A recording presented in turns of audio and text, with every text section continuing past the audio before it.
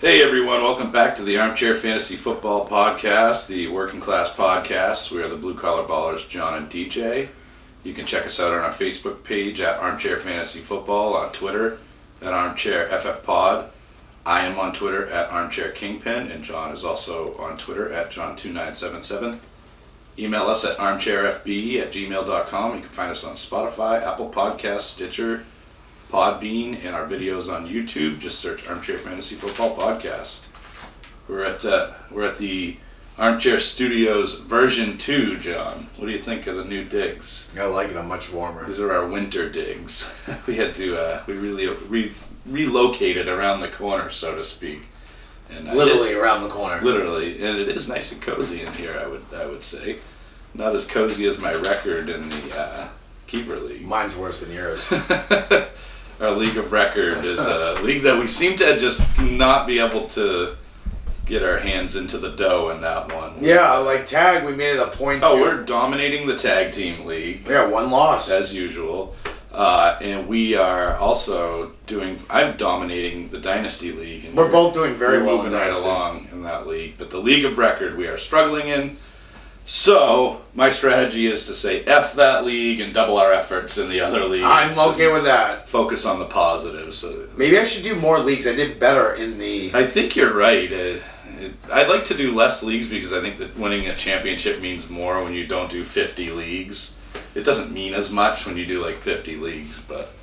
Yeah, because last year I think you did 6 or 5, and I did 7.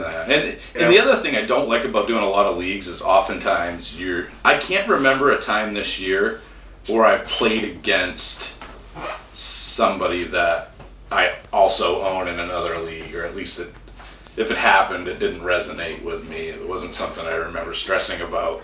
So that's the other advantage of doing less leagues, is you're not betting against yourself, so to speak. Having players in one league and then going against them in other leagues, nothing's worse than that. But we've just concluded week 11, John. We are moving right along through the fantasy season. I hate to say it, but I'm actually kind of excited for the off season because I like the off season research. Our shows are more topical rather than just reactions and predictions or start sits and stuff like that. We get to really dig into... It's more in depth and strategy-wise. Yeah, and I think it's more beneficial for the listeners, too. Wouldn't you agree? Yeah. Because we really help you guys get ready for the next season, and there's a lot of great topics that we talk about, a lot of stuff that we break down. We have more time to do show prep. So I'm actually kind of secretly looking forward to the off-season as well. But... until then, what do we got for news in the league? News is not too extensive, so we'll blast right through this. Sterling Shepard was a full participant in practice today. He has a good chance of returning in week 12. Okay. Also in the same practice, Evan Ingram is a possibility, because he did not practice, but he has a possibility for week 12. He still has a chance. That's a 2-for-1 right there. That's a twofer. So, haven't heard anything on Saquon, though. Last time I that's really strange, but you got, like I said, guys, you better handcuff those top backs, and we have seen Wayne Gallman perform really well. Or you could be a David Johnson owner. It doesn't matter if you have the handcuff, because they switched handcuffs, and then on top of that, hey, he's good to go, but he doesn't get a carry. I'm glad I did not play him. If you're counting, that's the first time John cut me off today. But Wayne Gallman has performed very well while Saquon Barkley is out, so... hopefully you have him. I have him in the Dynasty League because I also own Saquon Barkley, but it is a little peculiar that we haven't heard any news. And we can rant on David Johnson all you want once we get to that game. That's fine. James Conner's status up in the air. This guy's been a disappointment this year. Shoulder again. At this point, if you have the other options, I look forward to him because Conner, I just don't think he plays this week. I think it's Jalen Samuels week again.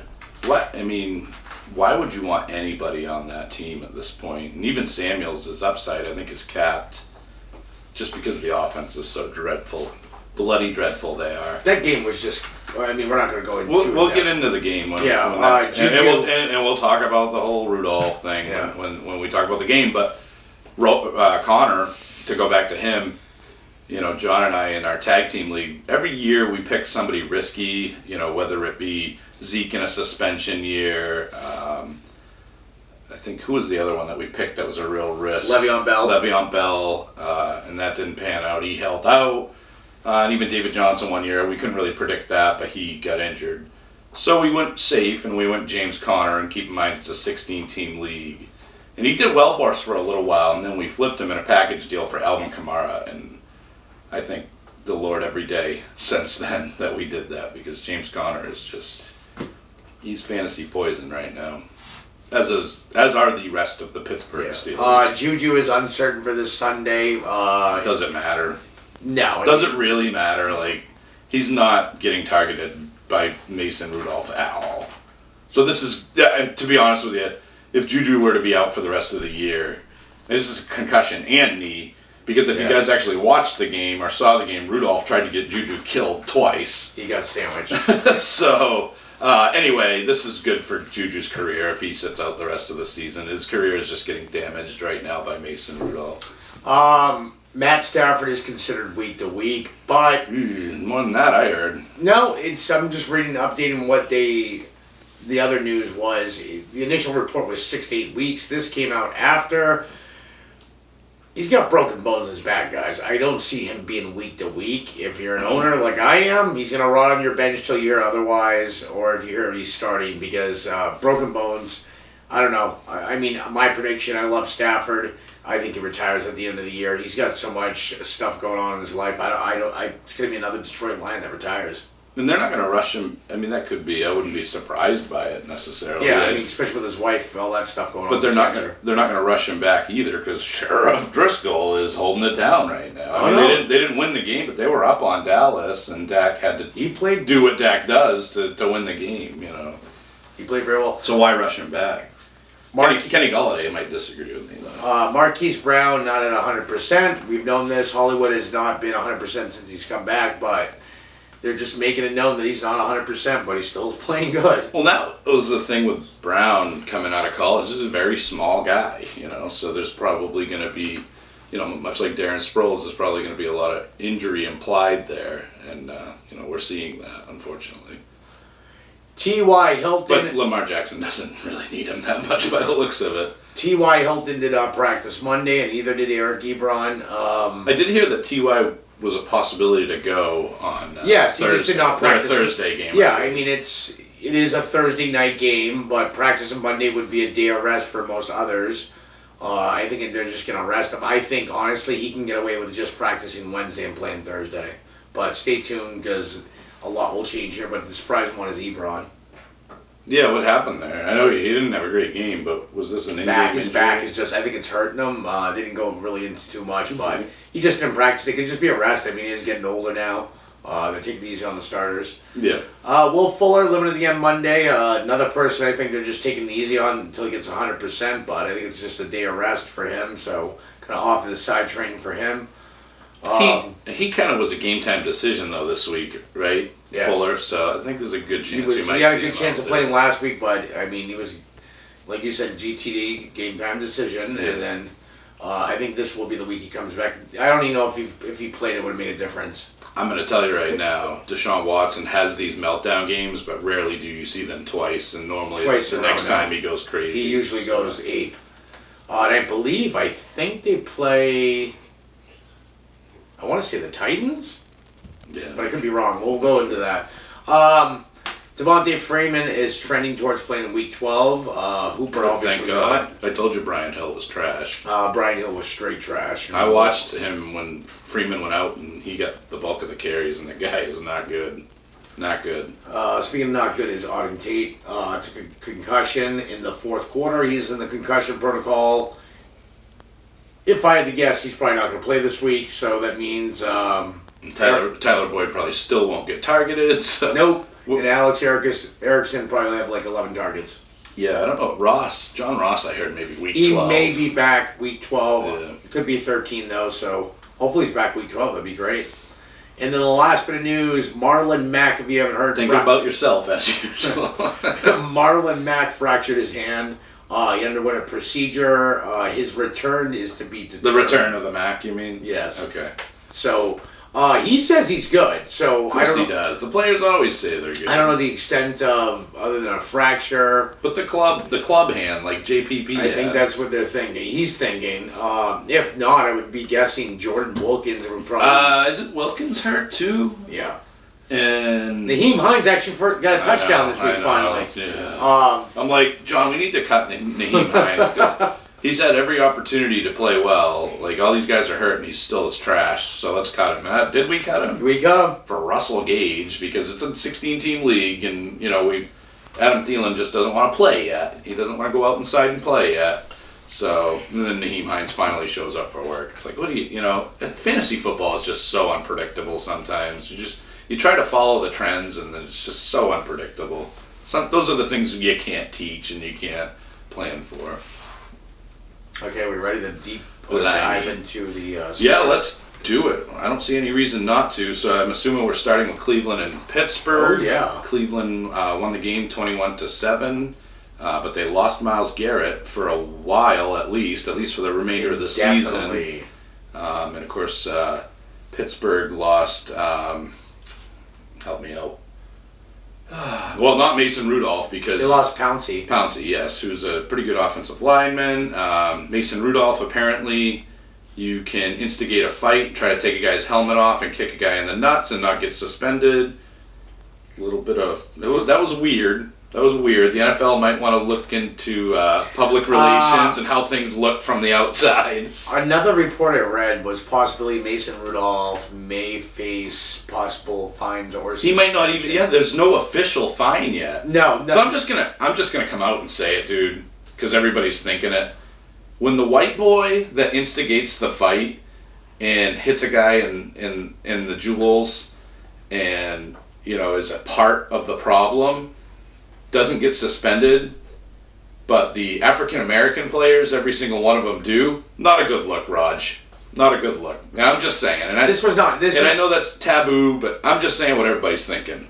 Yeah, was not handled well. I'm hoping that the league is going to investigate this more. And I mean, Mason Rudolph at the moment, if you're going by what we're seeing, he's walking away with scot-free from this, which he shouldn't be. And I don't know about you, John, but I can... Just from the way he handled himself in that situation, from his press conference, this guy's a punk B-word. Yeah. He really is. You can tell that he is. And he sucks at football. And that's the more offensive part to me, is because we're not going to belabor the point. The whole country has talked about this over and over again. Yes, Garrett should have been suspended. Yes, Mason Rudolph should have been suspended. So I think you agree with that take. So we'll move on from that. Okay. Are you agreeing with that take? Yeah. Okay. So what Mason Rudolph also should be suspended for is the fact that he sucks so bad. 221 yards, which is deplorable. 1 touchdown, 4 interceptions, John. And he got sacked 4 times. This guy is trash. He is fantasy poison, and he is affecting everybody but Jalen Samuels, basically. Samuels had 5 carries for 26 yards. So didn't have a ton of carries, but once again showed up in the receiving game. 5 catches for only 19 yards and a touchdown, basically saved his day. Everybody else, dude, there's got to be a better... How is Colin Kaepernick not in the NFL? How is Colin Kaepernick not a Pittsburgh Steeler when they're trotting Mason Rudolph out there against a defense, John, that's not that great? Cleveland is a pretty sweet matchup, in a lot of ways. How do you start? And I'm asking you this: how do you start any Pittsburgh Steeler here on out? You don't. Other than Samuels. I don't even know if you start Samuels. I wouldn't. I'd find better options. I mean, he gave you a good stat line this week because of the touchdown and the catches. But if you're in PPR, but let's take away the touchdown. So he had a total of 8 points if you take away the touchdown. Yeah. I don't know. No, I agree. With the way this offense is playing and. Then you have Pouncey, who's going to be out for 3 games. That's a major... Well, he had more than 8, right? He would have had 6 in the receiving game, and no, you're right. Actually, he would have had 7. he would have had less. So, look, I did fast math, and I'm still wrong. I just think that with Pouncey being out for 3 games, that's a huge blow to the line. Mason Rudolph isn't an effective quarterback. That's a huge impact, yep. And Mason Rudolph, you look at Juju... Why would you want Juju out there? I mean, the guy is not skilled enough to get the ball into tight coverage. But even then, you start looking at this, is Samuel's even going to be effective with, like, let's say Juju's out. Washington or, Deontay Johnson, neither one of them are being effective as much either. Yeah, well, and to just finish my point on Smith-Schuster, he draws the tightest coverage. He's going to get covered tighter than any other receiver on that team. And Mason Rudolph can't get that there. Can't get the ball there, can't get it to him. Doesn't have the confidence to do it. And then when he does try to get to him, he kills the guy. He sets him up to get his head taken off.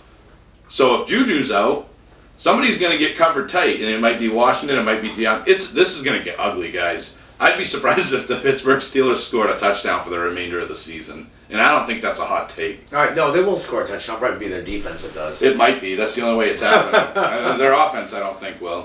Cleveland side, Baker Mayfield looked like he got a little bit of a rhythm going here, at least in the first half. Had a decent game. He was 17 of 32 for 193 yards and 2 TDs. No picks. That's great news.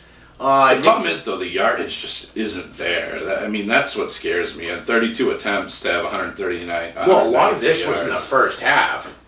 True. Also true, yeah. Well, he actually did well first half, but I don't know if they changed their... I watched some of the game. It looked like they changed their game script. Second half, they ran more, which Nick Chubb got 27 carries for 92 yards.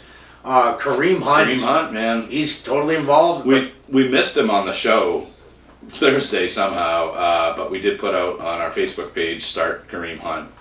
And if you did, you made out. Yeah, you don't even have to, just in the passing game alone, he's so involved. He was the second leading receiver in this game. He had 8 targets. He's James White. Yeah, 6 receptions for 46 yards. So he paid off his value right there. He had 10 points just from that. And then he had, 6 carries for 12 yards. Yeah, that's not so good. Yeah. But, he's great. It's the second game back from being out for a year. Exactly. People forget that. But he is good. I see, like we said in our last show, I think he'll sign with another team. He's just too talented of a back. Meanwhile, Odell Beckham Jr. is still Auden Tate and nothing more.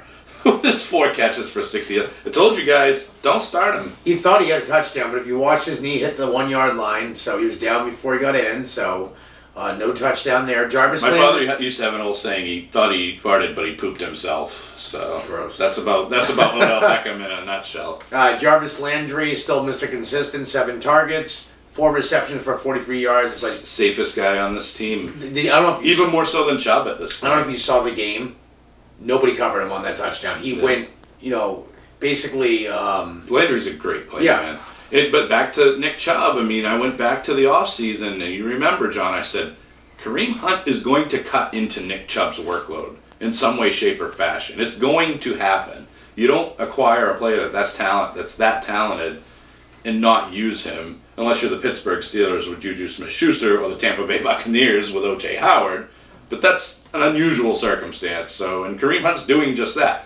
He's not negating Nick Chubb, but he's definitely cutting into his workload. And he's providing you a safe floor, I think. Right? Next game. Cowboys-Lions. Cowboys win this game 35-27. Cowboys improve to 6-4. Lions drop to 3-6-1. But this was a high-scoring game between these two. High-scoring game, great matchup for Ezekiel Elliott. He gets 2.8 yards a carry. I think Zeke said, okay, I got paid and I just don't care anymore. Yeah, that's what it looks like. That's exactly what it looks like. I know before we were like, oh, it's Jason Garrett.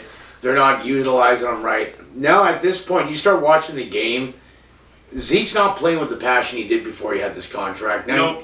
And I'm not saying some of it is bad calls. Well, I get that. Some of it's him not being utilized, but it is also a mix of him. He should have feasted on the Lions. Lions are one of the worst defenses against the run. Yes.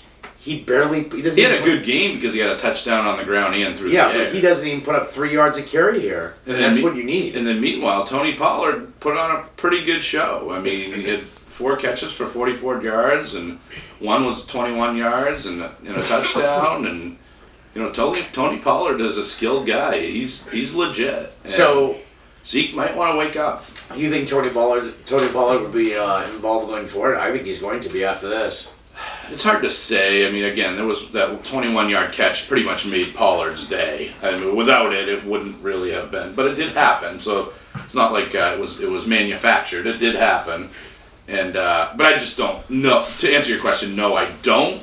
But if Ezekiel Elliott keeps getting 2.8 yards per carry, then they're going to have to consider doing something here, and something's got to wake this guy up. And I don't know if it's Dak, as the leader of the team, or what, but somebody's got to really wake him up and say, dude, you got paid and now you're trash, and that doesn't look good for you and it doesn't look good for the organization. So you might want to start playing hard. Speaking of Dak, he had a great game. 444 yards and 3 touchdowns. I sent a text to Jake, who has Dak Prescott in our keeper league, which is 4 keepers, and I said, you might want to keep Dak Prescott, because I would go after him in the first round if he didn't, because this guy is, this year, John, I think you would agree, if you don't have a stud quarterback, you're in trouble. Yeah. Because you can't stream this year. Look at Kyle Allen with a sweet matchup. There's too many quarterbacks this year, or injuries to quarterbacks, that it's just not the same like in years past where you could just stream a quarterback, because there's been so many quarterback changes due to injury or, what I'm saying, in these, poor performance. These second-tier, second-string quarterbacks are coming in, and when Sheriff Driscoll's the best of the bunch, that's not good, man. I mean, you look at Allen, you look at Finley. These guys are awful. Awful. Mason Rudolph is the poster child for it. So, just to my point, Dak Prescott is a stud. And, the guys that have these stud quarterbacks are the ones that are going to win championships this year. I firmly believe that. The Dak Prescotts of the world. I'll still throw Deshaun in there, even though he had a bad week. The Pat Mahomes, the Lamar Jacksons. I think when you look at, the trophy case, you're going to see guys with one of those quarterbacks. I'd be surprised if anybody went with Driscoll, but he did have a good game. We'll talk about it. I'm not saying Driscoll. Yeah, I don't think you listened to the 4 names I said. No. I'm definitely saying didn't say his there's name. going to be a quarterback that somebody has that just pops that 1 week. I mean, it's happens. Michael Gallup, 13. Ooh, big game. 13 targets, 9 receptions, 148 yards, 0 TDs. 7 targets for Cobb, who almost matched the 8 targets for Cooper and did more with it. And he actually got a concussion too, so he came out of the game. Yeah. So he actually could have got more. So he was 4 for 115 with a touch. That was a great outing for him. And Cooper did disappoint, 3 for 38, but he's hurt. So we'll see. He's hurt, but he attracted the attention this game. It's kind of like we've said in the past. If Cooper, well, Slay was all over him, I'm sure, so that doesn't help. But look who feasted here, Gallup, because of it. Gallup definitely feasted. So on the Detroit side of the ball, like we said, Sheriff Driscoll, 209 yards, 2 touchdowns, so a respectable day. How about Bo Scarborough getting the lion's share of the Lions' carries with 14 carries? He was declared the starter literally 5 minutes before the game. Nobody saw this coming. He had 55 yards and a touchdown. Nothing through the air, but interesting to see. J.D. McKissick is pretty much, he's not irrelevant. He does catch passes. He had 3 catches for 40 yards, but not much on the ground. Only had 3 carries. And Sheriff Driscoll even outcarried McKissick and Ty Johnson. Ty Johnson is a non-factor. But on the positive side of things, Danny Amendola, 4 for 47, which isn't a bad stat line, but again, you can never safely put Amendola in your lineup. You can safely put Marvin Jones in your lineup, John. Would you agree with that? Yeah, he's been, just like Landry, he's consistent this year, like very consistent in years past. Think about it, he had 2 touchdowns here, so he had 4 catches for 43 yards. And that's not as much as like the Steve, but that's 8 points. But the 2 TDs, he's got 2 touchdowns, 4 receptions. He's got a nose for that end zone, doesn't he? Yeah. And he's been, I told John in our 16-team tag team league, he's been our MVP this year. He's a guy we took very late too. On a team that has Alvin Kamara and Leonard Fournette and Pat Mahomes and Adam Thielen and George Kittle and Chris Godwin, pretty good team. Marvin Jones has really been our MVP and most consistent guy. There's weeks we start him that we needed him, and he's been falling. He's money. 15, 20 points. I mean, we're getting... Moneytron is what we should call him now, instead of Marvitron. Driscoll, I'm impressed with Sheriff Driscoll, 15 of 26, 209, 2 touchdowns, and then on top of that, 8 carries for 51 yards and a TD. He had 31 fantasy points. He had a great game from a fantasy standpoint. From a passing standpoint, not so much. He did have the 2 touchdowns. But he was a good streamer this week. Driscoll had the Konami code. Yeah, I'm kidding. I'm trying to see your reaction. Come on. Driscoll is actually doing very well. So, Horses. okay, next game. I get paid in horses and green. Are Um, you okay? yeah. Do you want to take a We need to take a quick quick video break? Okay. Yep. So on to the next game. And the next game is the Jaguars Bush and League. Colts. Colts end up beating the 33 Jaguars. to 13. Yes. Jacoby Brissett has returned, but again, 148 yards, touchdown definitely helps, but not a huge day for Jacoby. It was all about the Jonathan Williams show, John, in the Marlon Mack show. Yeah. So is Jonathan Williams the real deal? Especially if Mack's out. I would think that he's got to be somebody you're looking at on the waiver wire. That's for darn sure. Can he do it again? I mean, if Marlon Mack's out, they're going to give him every opportunity to do so. Between the two, it was 29 carries, John. So if Mack's out, you think Williams would get the lion's share Williams of should that. step up. I mean, but Hines would be the.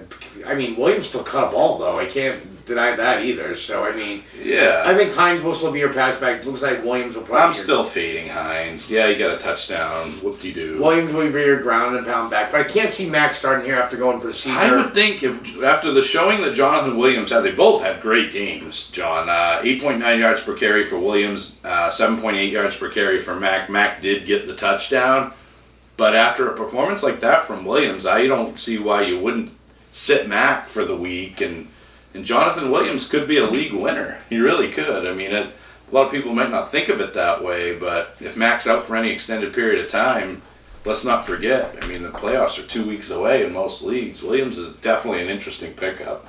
I would spend quite a bit of your fab budget on Jonathan Williams. I would spend 25% at least of your fab budget on Jonathan Williams at this point. And maybe even 50% in terms of your remaining fab budget, depending on where you're at. We don't have any money left. So. No. But We spend like drunken sailors. definitely, definitely the Colts, though, if they didn't have a run game, they should be thankful for it because their God. passing game with Zach Pascal is a thing of the past. He's the new. Zach Pascal. Yeah, who's the guy that was in Cleveland that had one big game? Not Hogan. Callaway? No, it'll come to me. But yeah, he's one of Rashad Higgins. He's the Rashad Higgins of 2019. It's over. Yeah. And who the heck's Marcus Johnson? Can somebody tell me? He's the guy who got the only touchdown. Yeah. Looks like I still don't know who he is. Looks like a practice squad guy that made the team. Everybody said the tight ends were going to have a great game here. Did Jack Doyle even play? Like, what happened there? Yeah, as far as I know, he played, but he didn't get a He single didn't do target. anything. Yeah, and So- Eric Ebron was trash too. So not much to see on the Colts side of the ball. They must have had plenty of defensive touchdowns because it's ugly. Yeah. Although, no, Jacoby got one on the ground too, so I guess that adds up. It was all on the ground. Jacksonville, Nick Foles going to return back stat-wise. Leonard Fournette sucks. 33 of 47. Leonard Fournette sucks. No, we'll go into This that. is the Leonard Fournette sucks alert that I'm throwing out there. Stop it, Leonard. Stop it. Stop sucking. We need you to play It's not well. him sucking. He Look, sucks. It's game script. Look at this. He They had sucks. 8 carries for 23 yards. You're not telling me that's game script. They were only down 3 points going into the half.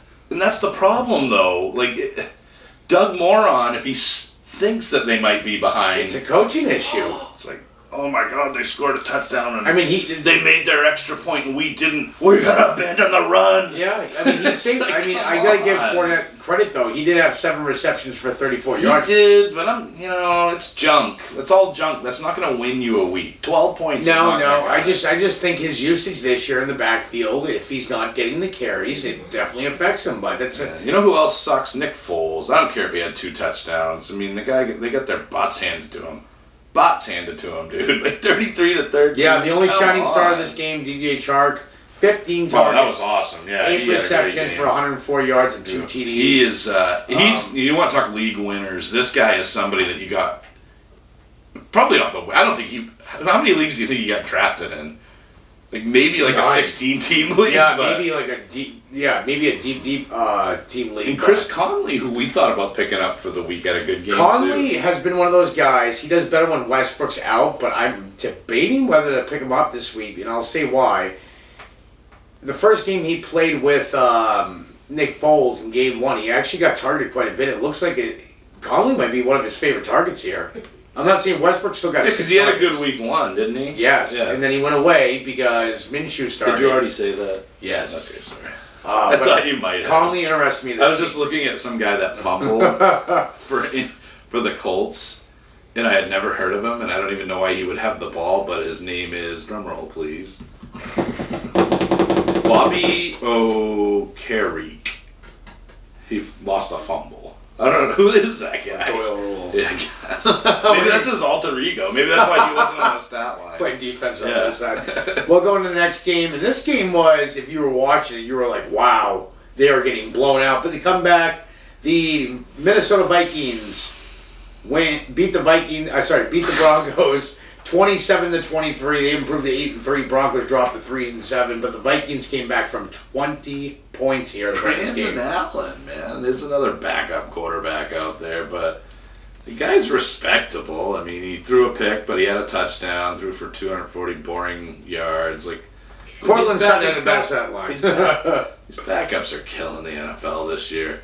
You know who's not a backup? Who you probably traded at this point, but he does really well for teams that actually start him, and that's Kirk Cousins. Not to jump over to the Minnesota side, but 319 yards and 3 touchdowns. You know why? When I don't play him, he does well. Do you still have him? No, you traded him for Matt Stafford, who's likely out for the year. See, that's how bad my luck is in that league of record. It is. Like, we both really suffered this year. Yeah, I mean, Kirk Cousins. Again, guys, I'm going to list off this team that I have. Aaron Rodgers, Leonard Fournette, Ezekiel Elliott, Julio Jones, Devontae Adams, George Kittle, Mark Andrews. It's a Pro Bowl lineup. Emmanuel Sanders. It's literally, these are all fantasy football Hall of Famers. And I am 5-6. Or will be after Pat Mahomes takes it to my bum. People in a league that have DJ Chark. It's just trash, dude. Yeah. Anyway, we're kicking butt in our other leagues. So anyway, just to finish off the Vikes there, Dalvin Cook only 11 carries, John, for 26 yards. Very disappointing outing there, but again, saved by his passing work to a large degree. 5 catches for 31 yards, and he got a touchdown. This guy is always getting touchdowns, so yeah, that's why he's one of the most valuable guys in the league.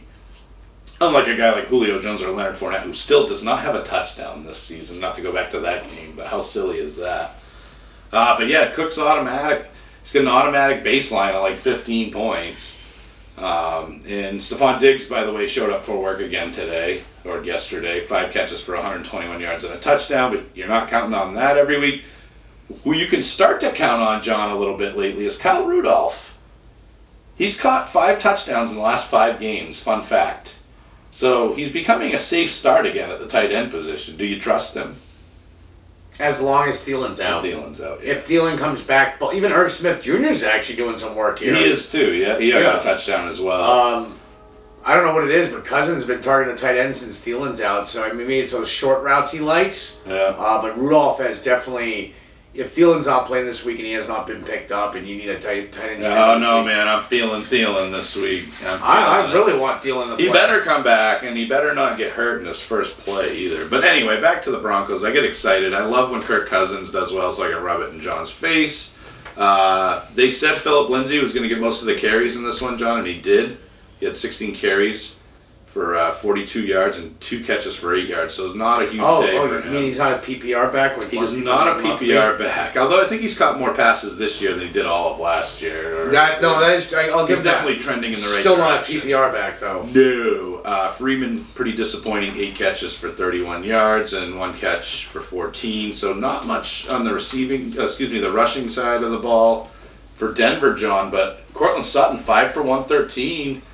We've talked about it before. He is one of the safest wide receivers in football, and Noah Fant has really shined with Brandon Allen in there.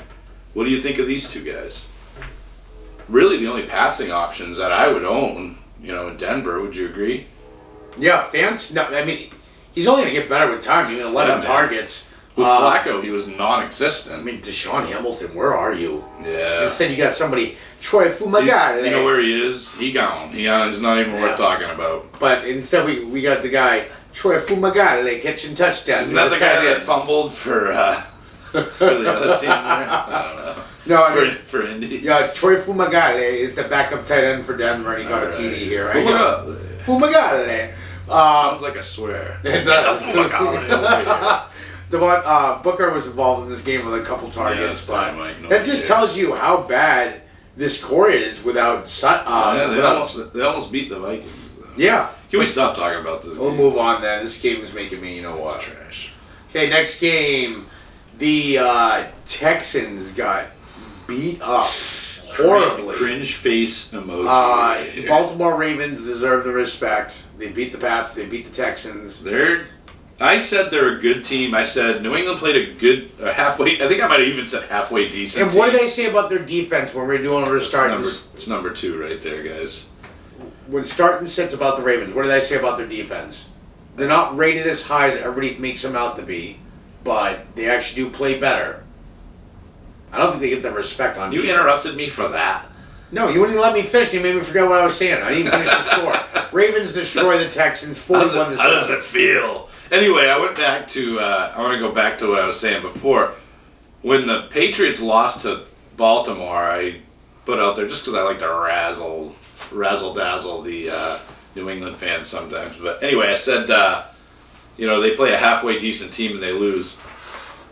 Baltimore's not a halfway decent team. They're an excellent team. And it's all on the back of Lamar Jackson. He's definitely got the Konami code. He's inching closer and closer toward the Kavorka code, which I only give to Pat Mahomes. But I will also say this, John. He is this year's Pat Mahomes in terms of he is the Konami code. He is the cheat code. And if you have Lamar Jackson in your lineup, you got a pretty darn good chance of winning. 222 yards through the air, 4 touchdowns. But again, what he does on the ground, 9 carries for 86 yards, John. That's like 10 yards a carry. That's almost 10 yards a carry. That's just ridiculous. What about the running backs on the Baltimore side, John? Gus the Bus. Gus Edwards. Bus. Gus Bus. Very effective here. He had 8 carries for 112 yards. I know he ripped a 63-yard run, but he was still very effective. He had a TD. Mark Ingram, 13 carries for 48 yards. Not getting the bulk of the carries, but he was utilized in the passing game. He got 2 touchdowns through the air. Yep, 3 receptions, 37 yards, 2 TDs. That definitely helped save his day. And my man right there, you know what that is? That's an A for the big A, Mark Andrews, holding it down. Oh, wait a minute. Another player I traded, and then he starts doing better because I don't have him. Well, I treated him better, John. I set him up in the good locker room with all the free cheese and fine cheeses and grapes and. Yeah, you're going to be in a nice dilemma with who do you start, Kittle or Andrews? We got him a Bentley, got him a signing bonus. What are you going to do? I take care of my players. What are you going to do with Andrews and Kittle? I'm going to trade one of them. And it's probably going to be Andrews. No, I'm saying who are you going to play? I'm going to play one in the flex. Simple as that. You should let tight ends in your flex. There's another public service announcement from me, folks. That's what I'm going to do with them. Let's move on. This is getting awkward. Okay. Justice Hill got 5 carries. Yeah, they were blowing out Houston. I can see why. So anyway, Andrews and Ingram and Gus Edwards really got most of the work here and did pretty well for you. But look at the receivers for Baltimore. 10 different receivers got the ball. It's just ridiculous, dude. So Lamar Jackson spread the love here, but like I said, Mark Ingram and Mark Well, Andrews 10 receivers got targeted, right? Because I don't think Boykin had a pass. Boykin. Boykin did not get one. Sorry. 9 receivers caught the ball, 10 were targeted. That's still impressive. So anyway, on the Texans side of the ball, really only one guy did well, and of course it was DeAndre Hopkins. Deshaun Watson was just deplorable. It was just awful. Only 169 yards, 5.8 yards per pass attempt. Threw a pick. He didn't do anything on the ground. Only 3 carries for 12 yards. This was as bad of a Deshaun Watson meltdown game as you're going to see, and he does have those, John. But I don't think you're going to see that next week. Doesn't help you this week, though. Really, really, really poor game for Houston as a whole. Carlos Hyde did okay for you. 9 carries for 65 yards and a touchdown. Duke Johnson, 6 carries for 40 yards and had 2 catches but only 4 yards. I mean, really not much here. Can Houston turn around? I think they can. I think they will immediately. I don't know about you. No, they should bounce back. I just think once they get Will Fuller, things will get better for them. Yeah. I'm good. I'm good on that matchup. Okay. So we'll go on to the next game. Okay. Next game, the New York Jets beat the Redskins. Jets improved to 3-7. Redskins dropped to 1-9. Jets win this game 34-17. And Dwayne Haskins is awful. I don't care if he got a touchdown or not. He is awful. He actually, he didn't have a bad game. He really didn't. And again, like you said, it was based on touchdowns. Only threw one pick, though, John. Like, it wasn't his worst game. He was respectable. Darius Geis had 7 carries for 24 yards, only 3 yards a clip, but the ancient, awful human being, Adrian Peterson, 9 carries for 25 yards at 2.8 yards a clip. So they really just didn't get anything going on the ground. McLovin was okay, 3 for 69, but doesn't get you that coveted 10-point. What are you doing? You okay over there? Yeah, You seem very distracted. So McLovin did all right, but nobody really, outside of Haskins, ironically, John, produced much from a fantasy standpoint. Kelvin Harmon was okay too, 5 for 53. Is Kelvin Harmon somebody you're looking at on the waiver wire? No, I'm not looking Your at face tells the tale. No, like McLovin had a great matchup here, and I guess he did. And he got 9 points in PPR. He did drop a touchdown too. Yeah. So that hurts. You don't get points for drop touchdowns. No, and that's, but that's the thing. Until I see more out of Haskins, that's why I was hoping Collar Kaepernick signs here. He can only sign with one team, and it's probably going to be 0 teams that he signs with. But yeah, this team is another team that needs a rebuild, and waiting to see who they draft. I can tell you there's one less quarterback to draft in the NFL. If you haven't heard the news, I know it's more college, but Tua fractured hip. Right, but he should be in the draft. He should be drafted, right? His status drops immensely. They don't know the extent of this injury, what it's going to do to him long term. It wasn't a broken hip, it was a dislocated hip. Dislocated hip with a fractured, inside, bone. Interesting. It's almost the same injury. So, LSU kid will be the one that everybody... Joe Burrow right now is one of the most sought after. The one you get a man crush for. You see what he did to Alabama? Yes. But Tua has the same injury Bo Jackson had, if that's any indication. But Bo Jackson's injury was 30 years ago. Yes, medicine's better, but it's still going to affect him, they said. All right. Anyway, we'll move on to the Jets. You know who else I think is rosterable and becoming pretty safe is Ryan Griffin, John. 5 catches for 109 yards and a touchdown. He has been consistent lately. Yeah, and the sad part is Chris Herndon, sorry, to IR just made him. Is Griffin even owned? I'm sure he is, but his own percentage has got to be pretty low. So he's definitely somebody that you guys should be looking at, looking toward the waiver wire to get for sure. Because Sam Darnold's not good. He can only throw to a couple of guys, and Ryan Griffin's one of them. The other one is Jamison Crowder, 5 for 76 and a touchdown. And Demarius was okay, 4 for 44, but you really want more. Hey, that rhymes. So really, Griffin and Crowder have become the 2 consistent targets and for Darnold. Bell's targets in the backfield down again. He's just not efficient. He will not be on this team next year. They're going to trade him. They're going to cut him. They're going to do something. 18 carries for 59 yards, 3.3 yards a carry. He's been getting touchdowns on the ground, John, which has really been helping him. But like you said, only 2 targets in the air. But he got 33 yards out of him, which is really good. That's over 15 yards a catch. He's not, I don't think, custom made for this roster and more specifically this offensive line. It's a mix of their line too, so it's just not the greatest line in the world. So let's move on to the next game. The 3-7 Falcons beat the Panthers. So the Panthers dropped 5-5. Falcons win this game 29-3. Matt Ryan right back on track to where he left off before his injury. 21 of 31 for 311 and a TD. So many stud receivers this week, John, were just pedestrian. You look at Hopkins. Julio was another one. He gave you 15 points this week. He had 6 catches for 91 yards. But this was a pretty good matchup for him, especially given with Austin Hooper being out. So not a terrible game for him, but Calvin Ridley was the stud in this one with 8 catches for 143 yards and a touchdown, coming off a week where he got 6 PPR points. And that is the problem with Calvin Ridley. To me, I put him in the same class as a Will Fuller. You know, you just don't know. Yeah, the only good thing, though, I've seen since, well, especially since the Hooper injury, and then also if you had on top of that, is also with Sanu leaving, his targets have gone up. Yeah, definitely. That's definitely, I mean, but he's still very inconsistent. He's still the boomer bust, Ted Ginn basically all over again. Yeah, Brian Hill. Younger. We'll move on to Brian Hill and his 2.0 yards per carry. Oh, he was awful. 15 carries for 30 yards. I told you, John, I watched this guy the week before. He just was not good. He was running into walls left and right. He just looked outclassed out there, and this is just further proof of it.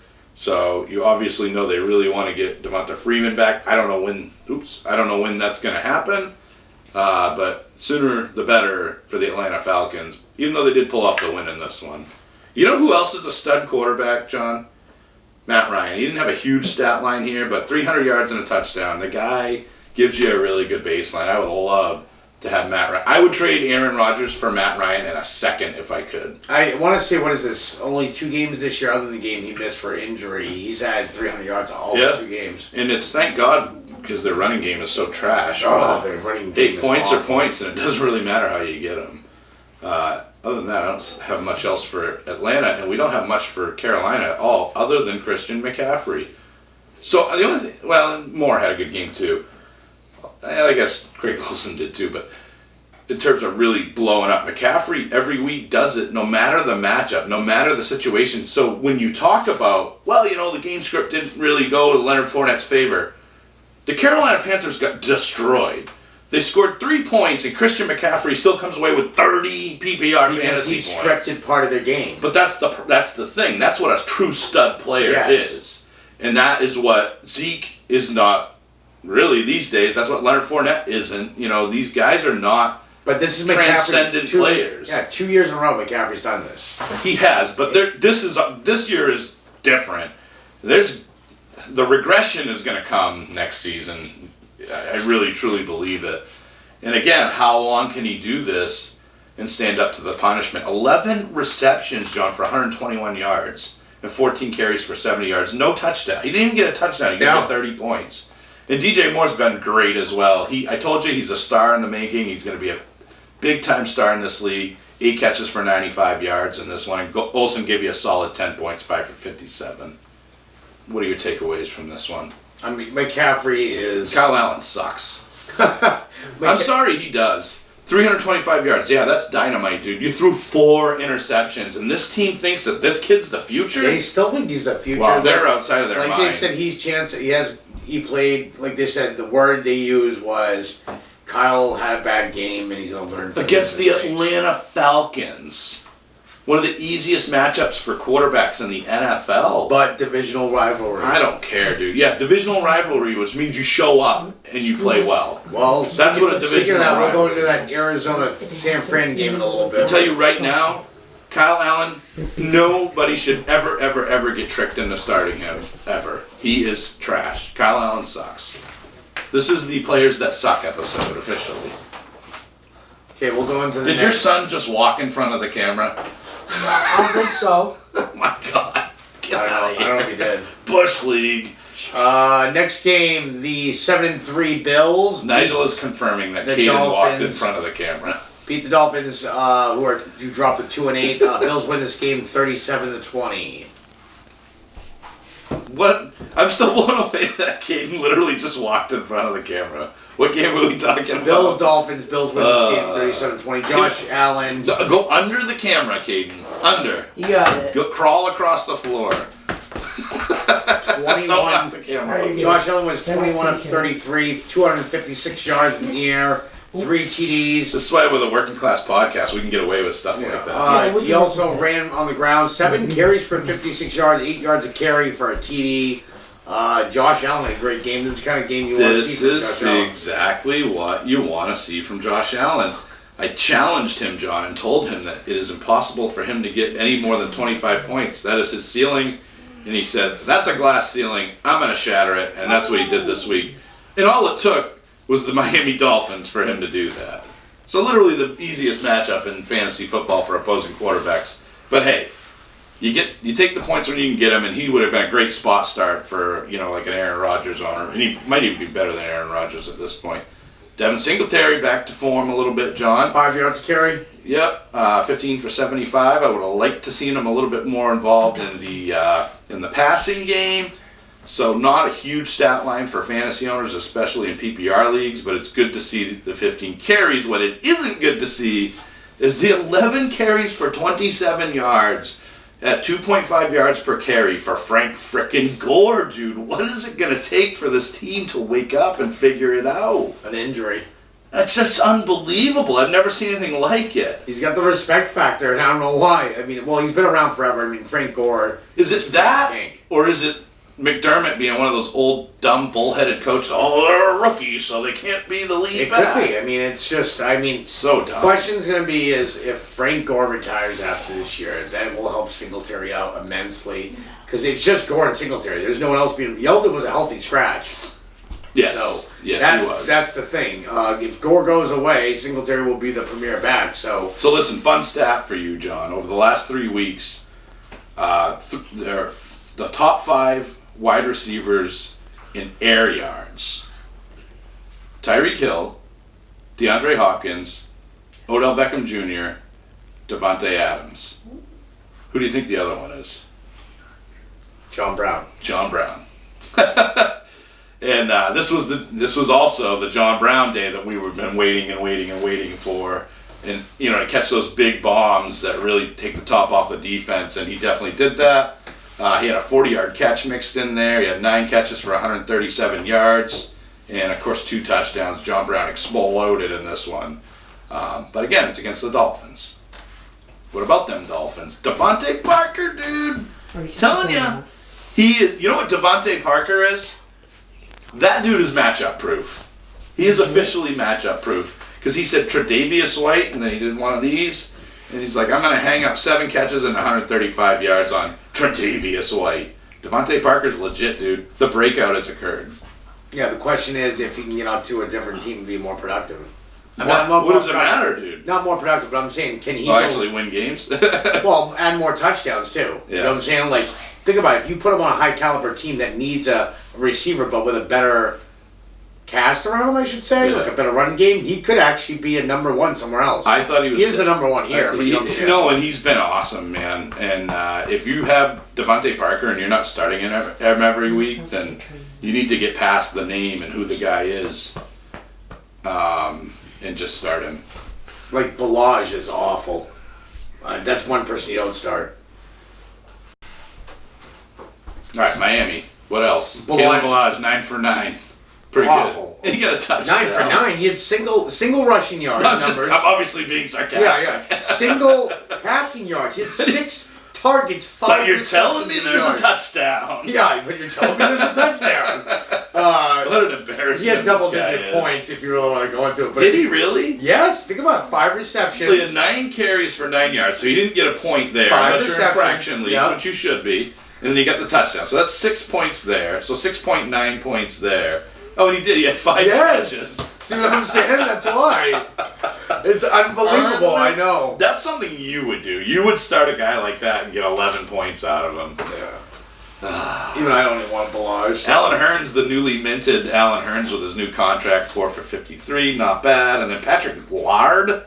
Yeah, he's their backup running back behind Balaj. He got 6 catches for 51 That's yards. what caught my eye is that he's. And he had 7 yards per carry. He had 1 carry for 7 yards. So he could be the new Pick him up. We joke about that, but pick him up. He could be the guy that goes off next week. Yep, he could. So that's a wide open job right there. That's there for the taking. You know what I mean? Look what Laird did in the passing game. So Lard. I will call him Lard. Patrick Lard. Lard lad. That's officially his new name. Okay, we'll go to the next game. I think that's a Simpsons reference. The New Orleans Saints beat the Buccaneers 34-17. Saints improved to 8-2. Buccaneers dropped to 3-7. The Buccaneers. Jameis Winston. Yeah. 4 picks. Yeah. But 2 touchdowns, 313 yards. So he still gives you a decent baseline. Yeah, but imagine if I would take Jameis Winston over Aaron Rodgers. No, but I would, dude. Can you imagine if Jameis Winston fixed his interceptions... He got 23 yards on the ground, too. No, I'm saying, but do you imagine if he fixed his interceptions? He'd be Pat Mahomes. That's what I'm saying. Well, maybe not Pat Mahomes, but a hair under that. So, but I would honestly, like, if the trade deadline had not passed in our leagues, I would trade Aaron Rodgers for Jameis Winston. Because he's safer, as crazy as that sounds. Cameron Brate, so... O.J. Howard. I love O.J. Howard, love one O.J. target, Howard. 0 receptions. One target, and it looked like he was playing hot potato with the darn thing, and Bruce Arians just like beat red on the sideline, ready for his giant head to explode. Old biscuit boy there. No risk it, no biscuit. Well, he ain't risking it with O.J. Howard anymore, because the second O.J. Howard did that, he basically told Jameis Winston to pepper Cameron Brate with targets. Cameron Brate got 14 targets, 10 catches for 73 yards, John. Just to spite O.J. Howard. I truly believe that's the only reason why. And on top of that, you know what else he did to Howard was like, okay, I'm going to give good old Scotty Miller some targets too. Just to rub it in. Scotty Miller has barely been involved this year. He gets 6 targets. 4 receptions, 71 yards. Will you guys just let the guy go? You want to talk about free Brady? How about free Howard? Can we start hashtag free Howard? This is my opinion. This is ridiculous. I know they said they won't trade him, but I think in the offseason he will be traded. This is ridiculous. Come on. There's some type of grudge going on. Mike Evans 4 for 69. Pretty solid day there. Chris Godwin, thank you for the touchdown, because otherwise you only had 3 catches for 47 yards on 6 targets.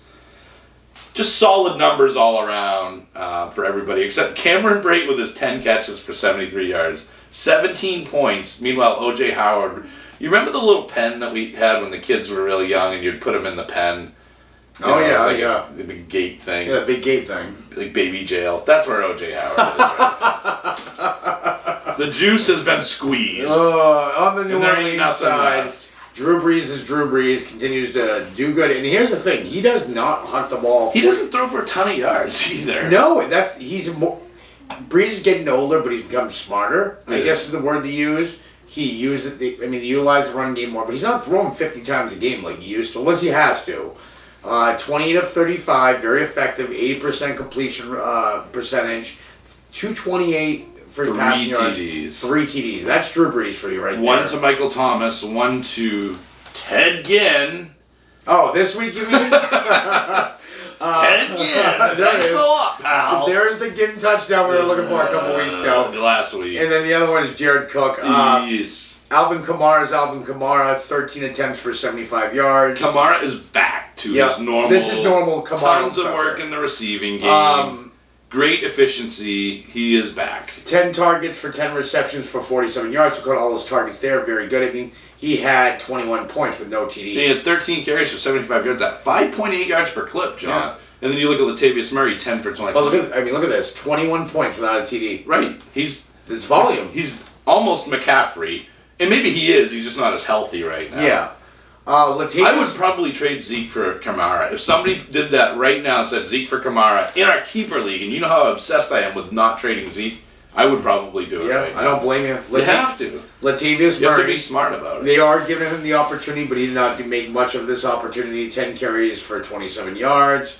He also had 3 targets, 2 receptions, 5 yards. So that's about it for that. Poor Murray wasn't like Ingram, but Michael Thomas is Michael Thomas. Michael Thomas. Oh, that's why he stands out. Shock T. 11 targets, 8 receptions, 114 yards, and 1 TDs. Doing that Humpty Hump all over the Buccaneers. So let me ask you this: number 1 wide receiver? In fantasy, yes. I told you that last time you asked me this, but Julio Jones is still the best wide receiver on the I love who you. From a talent standpoint, in skill, Julio's the best. You know I love Julio. I've But fantasy, how could you ever want anybody other than? I don't own a Michael Thomas jersey. I have 4 different styles of Julio Jones. You know I love Julio Jones. But I'm agreeing with you from a fantasy standpoint. Fantasy standpoint, he's having a great year. All right, what's the next game? Next game is the Arizona Cardinals lose to the 49ers, and 49ers improved to 9-1. Cardinals dropped to 3-7-1. By the skin of their teeth in that one, though, dude. Totally divisional rivals. Look at the last game. Dude, they went tooth and nail with them in the last game too. Arizona. And Kyler Murray impresses me Arizona's getting okay. So two takeaways from this. Arizona's getting better and better, and Kyler Murray. And I get, John, that he didn't get a lot of passing yards. He only got 150 passing yards, but Kyler Murray, pretty legit. He's a rookie. That's pretty what legit. forget. He's a legit for a rookie. He is, again, another guy I would gladly trade Aaron Rodgers for. He's the real deal, dude. And it's not pretty sometimes, and it starts slow sometimes. No, but take his week 1 and week 2 to what he has transformed into now, and now imagine what he's going to be next year or the year after. And he got 8 carries for 67 yards and a touchdown. He got 2 touchdowns through the air. Another monster week from Kyler Murray. Yeah. This dude, I'm eyeballing that guy in the first round next year in our keeper league. But Kyler Murray, here's the thing. What do most rookies say? It's the speed of the game. They got to change. I'm not saying that there isn't some rookies that come out and just The biggest thing though, John, isn't really the speed of the game. It's reading defenses, and that's where young quarterbacks struggle. But that's the thing. There's not many rookie quarterbacks that come out and do this. Right. Especially in this kind of offense. Cliff Kingsbury does not run. He is electric. He's a very fast-paced. To me, he's like Russell Wilson Jr. He spreads the ball out to a ton of different receivers. He's more athletic than Wilson, I think, and he's getting some fantasy hay for other players too, like Christian Kirk, 6 for 41, solid game there. Larry Fitzgerald has resurrected the last couple weeks, 5 for 37 and a touchdown. Pharaoh Cooper, 3 for 35 and a touchdown. I would not look at Pharaoh Cooper as a waiver wire pickup, but I guess we're going to talk about the elephant in the room. I think is the big thing to talk about, John. And David Johnson didn't get a carry in this game, and he was active. Wait a minute, where is he? Oh, wait. So this is nothing. Basically the second time this has happened. That David Johnson has been active and has been literally a non-factor, not one carry. And he got 1 carry in the other game, and he said, I just don't feel right. But now he says he feels right, and he's not. This is bizarre. Are they phasing him out? I mean, Kenyon Drake got 16 carries for 67 yards, which is a really good efficiency. It's 4.2 yards per carry, which is nothing wrong with that. And then he got some work in the passing game. He had 6 catches for 13 yards. So it's kind of like he's getting all the work that David Johnson would get. He's getting David Johnson's workload a little bit lighter than what Johnson used to get. And Johnson's getting nothing. What is up with that? I don't know if it's changing of the guard or if he's just playing the It's like watching your ex-wife with her new husband. Or it's, the only thing I can think is David Johnson's not telling the truth. I don't know, man, but how can you start David Johnson? I didn't this week. Remember, what did I tell you? I don't feel safe starting him. No. And I'm glad I didn't, because as bad as my Frank Gore play was, at least I got 6 points from Gore. I got 0 from Johnson. You played Frank Gore. I told you. Remember I told you? I told you I thought Frank Gore... Are you tanking? Frank the Tank gives us a whole new meaning to that now, huh? I plead the 5th. All right. But I told you... You got more points out of him. Exactly. So what about Deebo Samuel? I told you he was a stud. I told you this guy was an elite player. 8 catches for 134 yards. And that was about it for pass catchers from a wide receiver standpoint. So I know... No, Kyle Juszczyk, there's nothing to see there. Shanahan loves him. Look at those There's targets. nothing to see there. He did that last year, too. You got to remember how many players were out of this game. And Emmanuel Sanders might as well have been out of this game. I mean, he's banged up. He's 3 banged catches up. for 33 yards. It was really Deebo Samuel and Ross Dwelly. And I will 100%... Dwelly did amazing. I will 100% plagiarize one of the other podcasts because I thought it was so hilarious. It's apparently peanut butter Dwelly time, John. That's good, actually. That is peanut pretty butter good. Dwelly time. But I'm not going to dwelly on Ross Dwelly, but he did catch 4 passes for only 14 yards, but 2 touchdowns, and that's all that matters. He did great. Started him in the tag team. Yep, and he paid off for us. Yeah, definitely. So next game, this was not very if you were a fantasy owner and you played, so I know a couple I think we need to note that Garoppolo had a huge day, too. Oh, yeah. 424 yards and 4 touchdowns. 2 interceptions, but he had a huge day. Tevin Coleman did not, so those are the noteworthy guys. That game, Coleman only 12 carries for 14 He didn't do yards. well against them last time, either. And Mostert was trash, too. Next game, the New England Patriots improved to 9-1. That's fantasy football this year. A guy that can get 4 touchdowns one game and then hardly show up Nothing the next. another game. Yep. That's the NFL this year. This year has been bizarre. I told you that yesterday in the text. It's like we always used to say week 1 through 3 is bizarro world. It's like week 1 through 3 is the whole year now. No, this year has been crazy. Like people that you think would perform, like Julio. Yeah. Julio's putting up decent stats. He's fine. He's a wide receiver 2 though, right? Yeah, now. he's not a wide receiver. Right. He's been in the past. Yeah. 1,700 yards. Yep. Patriots beat the Eagles. And I don't think it's going to change. We just concluded week 11. Yeah, we're 3/4 of the way. The norm is going to be not the norm. So it's next gonna be year, not draft normal. wide receiver 5s and 6s, and you'll win a championship. No, because then it'll go back to Julio, and Yeah. DeAndre, and all those guys. Patriots proved 9-1, beat the Eagles, who fall to 5-5. They win 17-10. This game. Can I ask you a question? Are you worried about the Patriots? Yes and no. This is not good. This is a team that has one of the worst secondaries in the league, arguably the worst secondary in the league, and Tom Brady throws for 216 yards and 0 touchdowns. They did pressure him a lot. I watched this game. This is actually one of the games I actually did watch. But and I'm going to go off the grid a little bit, but doesn't this scare you? Because these are, and Philly at this point is not, aren't they 5-6 now? Or They're 5-5. They are 5. So Yeah. they're a 500 team, and New England beat them. I'm not acting like New England didn't win. They won 17-10, but it didn't. They really had to struggle to do it, and that to me is like. Well, remember they were down 10-0. They actually came back, Yes. tied it up, and then they Because got Carson Wentz is not Nick Foles. Thank God for their defense. I can tell you what actually helped the Eagles was Zach Ertz. If it wasn't for Zach Ertz, this game would actually wouldn't have been. Dallas Goddard had a good game too. No, Goddard got that touchdown. Yeah. So it definitely helps. So we'll do the Philly side. We'll talk more about. Yeah, so it was that. basically Ertz and Goddard. Goddard had 3 for 36 and a touchdown. Zach Ertz had 9 for 94. Miles Sanders was not good, 11 for 38. Jay Ajayi was active, but didn't see anything from him. And Carson Wentz had 214 yards and a touchdown. Not a very good stat line there. Wentz doesn't look right. I watched that game and he's not like. Maybe, John, Wentz isn't that great.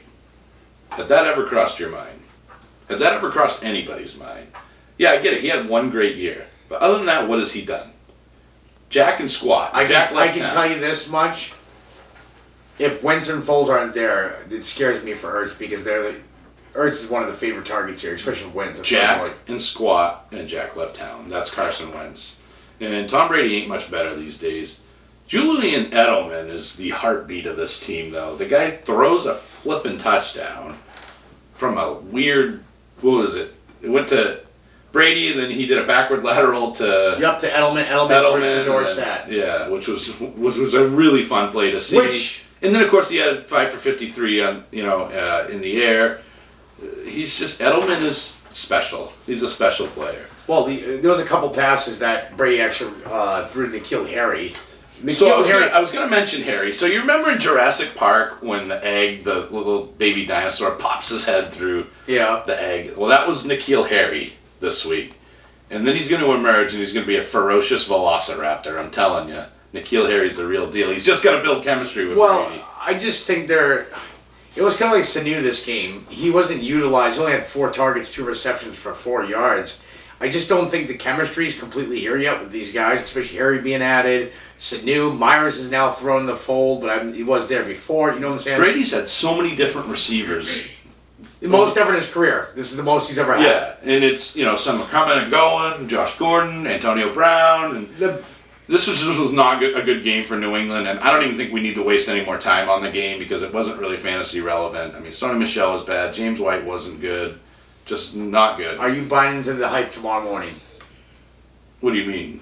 The Gronk thing? Yes. I don't know. It's good.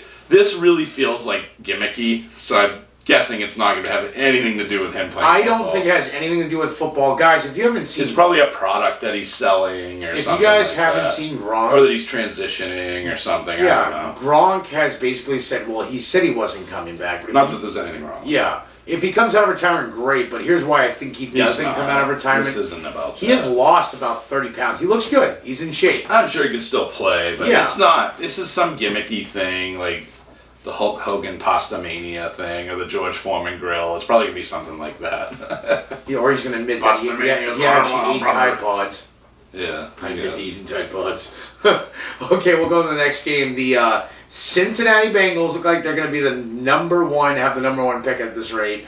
They are now 0-10. They lost to the Raiders. It was actually, they kept up with the Raiders, but they lose this game 17-10. Don't know if they tanked on purpose. This kid, Zach Taylor's he's out of his league, man. He'll be fired. How can you not? I mean, this is not a team that lacks talent, John. Tyler Boyd, Giovanni Bernard, Joe Mixon, these guys, Tyler Eifert, these are talented players. These are players that have been great in fantasy football, and they are just irrelevant right now. And I'm not so sure Ryan Finley at this point is a better option than Andy Dalton, unless, John, like you just said, they're trying to tank, like you are in our keeper league. No. But Joe Mixon had a fine day, 15 for 86 and a touchdown, but that was it. Auden Tate, 4 for 56. Just like Juju Smith-Schuster has been destroyed by Mason Rudolph, so has Tyler Boyd by Ryan Finley. Tyler Boyd is not startable anymore as long as Ryan Finley is Finley out did not there. come out to fight. No, Finley sucks. He sucks. You know who actually did better? They finally, I don't know how many games it took them, but Mixon, the last 2 games have been really better, but still not where Mixon needs to be, but better. Yeah. Better. No, he's fine. But Finley sucks. On to Oakland. Derek Carr doesn't. He's pretty good. Not his best game. 292 yards and a touchdown and interception. So we've seen better from him. But he's a safer start, and I think we have started him with Mahomes being out, and he did fine for us. But it's just an okay showing for him here. Josh Jacobs is the man. 23 carries for 112 yards, John. 4.9 yards per clip, and 3 catches for 12 yards. On 3 targets, not a ton. But really, really good game from Josh Jacobs, and I think you're going to see more of that in the future. But a lot of guys did well here. John, Hunter Renfrow, 5 for 66. Darren Waller, 5 for 78. Tyrell Williams, 4 for 82. Foster Moreau caught a touchdown. So a lot of fantasy relevant players in Oakland this week, John, but I think that's largely due to the team that they played against, the Cincinnati Bengals. Yeah, I mean, but Renfro's been steady. 3 straight weeks he's been steady. He's been more consistent than Waller and Williams as of late. So if he's still on your waiver wire, you need to go get him. Okay, well. What about the other running backs? Now there's like 12 of them, but none of them did any good. Nope. So we'll go into the Josh Jacobs, the man. The very last game. I went to bed before this game. So I was driving home from work on Sunday, Working Class Podcast, and I was listening to the Raider game on the radio, and there was like the announcer, the Oakland Raiders radio announcer, has got to be like 8,000 years old. And he loves Josh Jacobs. Like, Jacobs was coming out on the field, and he's like, "Here comes the killer, Josh Jacobs." And I'm like, "Oh, that's a little extreme." So the announcer for the Raiders on the radio, who's got to be like 800 years old, really, really, really likes Josh Jacobs. Los Angeles Rams beat the Chicago Bears. Bears dropped to 4-6. Rams improved to 17-7. What caught me off guard in this game was Robert Woods being declared inactive like a half-hour yeah, party foul. Wait, what was up with that? I don't know. Rumor has it. It's rumor. I don't know. Maybe he just doesn't want to play for Jared Goff, because guess what? Guess what he does? Jared Goff sucks. He's another one that sucks. Well, so is the other Mitch Trubisky sucks. The quarterbacks in the NFL get every advantage to be superstars these days. Every rule is made to put them in the driver's seat, and 90% of them suck, John, and it's pissing me off. Can I say those words? I don't know. Yeah, you want to hear what sucks is, didn't we just have 2 owners in our league of record beat up on somebody because they got Cooper Kupp? Cooper Kupp. Oh, yeah. Well, he doesn't suck, but he's not... No, but he's not... His numbers are getting affected by Goff, and here's a perfect... Because he's not an alpha-level talent, John. He really is. Well, because they don't have an alpha-level quarterback. Well, that's true. Yeah. That's true. But you know what they did do? They gave Todd Gurley the ball 25 times, and they won the game.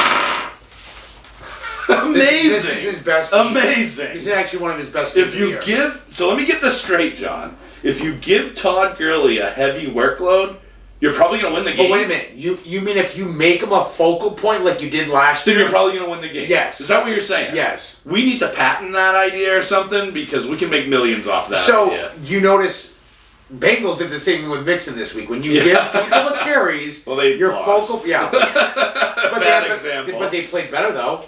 They lost in the last minutes. And he also got 3 catches for 36 yards. So you got 12 yards a catch, John. You got 4 yards a carry. You got a touchdown. And the team won. He had 21 fantasy points. Can't believe it. I can't believe this. I can't believe that Todd Gurley got a heavy workload and the Rams won the game.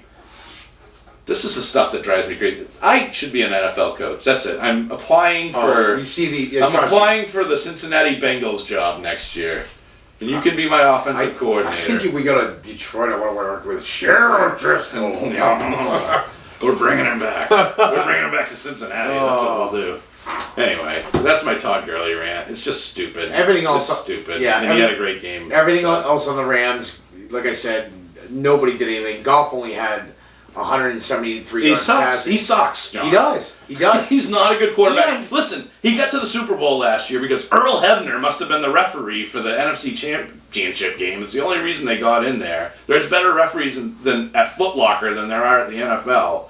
And that's the only way that guy got to the Super Bowl last year. Jared Goff sucks. And let's go on the Chicago side. Trubisky sucks. I'm sorry to tell you that, David Kuchar, because I know David's a big listener and he's a big Jared Goff fan, but Jared Goff officially sucks. I couldn't say it Trubisky right, already did suck, so we're already there.